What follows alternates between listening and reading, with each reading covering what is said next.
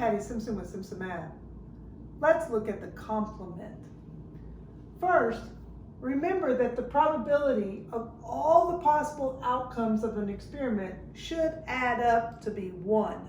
So everything, all the different possibilities should add up to be 1.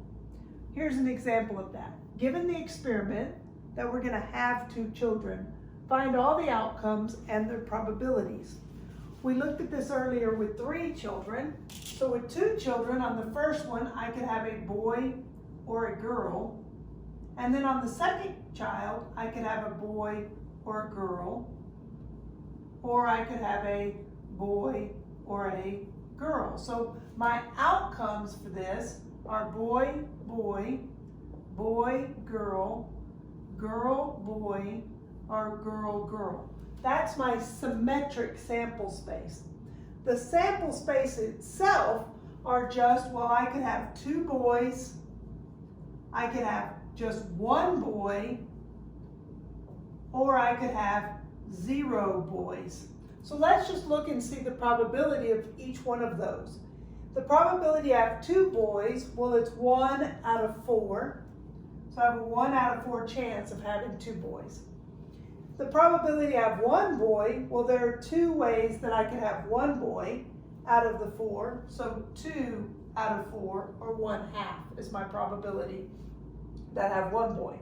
The probability that I have 0 boys, well, there's 1 way out of 4 that I can have 0 boys, so 1 out of 4.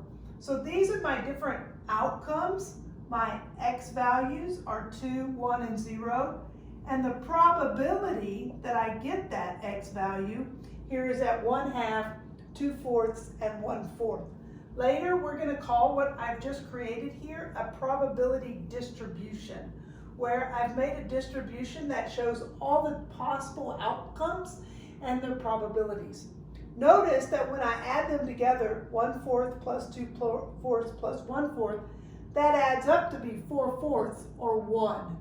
So your symmetric sample space should always, your probability should always add up to be 1 if you've gotten all the different possibilities and their probabilities. Now the complement, if you're given an event E, like for instance, maybe I want to know the probability that I get 1 boy, which we found was 2/4. The complement is all those outcomes that are not this. So in this case, if it's not 1 boy, then it's 2 boys and 0 boys would be the complement of that. So the complement of 1 boy, we can write it like that, or I can put this symbol inside, or sometimes people will write a C to let you know that it's the complement. That complement, this says the probability of not 1 boy. And the probability of not 1 boy are the probabilities other than that. So in this case, 2 boys and 0 boys. So that probability would be 1/4 and another 1/4, which makes also 2/4. Consists of, so the complement is just everything else in the sample space that's not this. And there are some certain things that we should know about it. For instance, that the probability of E plus the probability of not E, those 2 probabilities should add up to the entire set. They should add up to be 1. So notice that the probability of 1 boy plus 2 boys and 0 boys makes up the entire sample space. That's what this says. Then the probabilities of each of them add up to be 1. Because of that, if we know one part of it, we can find the other by subtracting. So if I know the probability of an event, I can find its complement by subtracting from 1. And vice versa, if I know its complement, I can find the probability of an event by subtracting from 1. So here's an example of that. Given the experiment of having 2 children, what's the complement of having 2 boys? So the complement of having 2 boys was everything else in the set. So the complement of having 2 boys would be 1 boy and 0 boys. So the complement is 1 boy and 0 boys.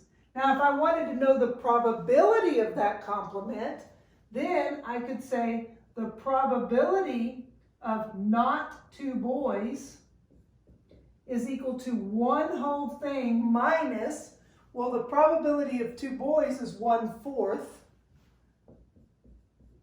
So 1 minus 1/4 is equal to 3/4. Or look and notice that 1 boy and 0 boys, sure enough, that 2/4 plus that 1/4 makes 3/4 altogether. So the probability of not 2 boys would be 3/4. So the complement just makes up the rest of the sample space. Math made simple. It's some math. Thanks for watching.